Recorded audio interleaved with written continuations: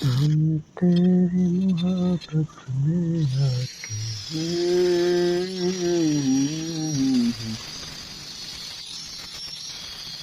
आप देख सकते हैं कि किस तरह से एक चादर को दो सरियों के दरमियान वेल्ड किया जा सकता है। तो आप भी आसानी के साथ इसको वेल्ड कर सकते हैं।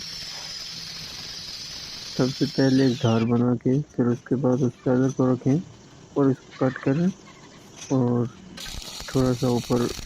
किसी भी ग्राइंडर मशीन के साथ रगड़ करके वेल्डिंग रॉड के साथ से आस्ता आस्ता थोड़ा थोड़ा करके वेल्ड करें और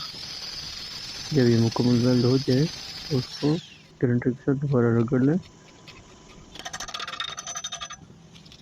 और जो कच्ची वेल्डिंग होता है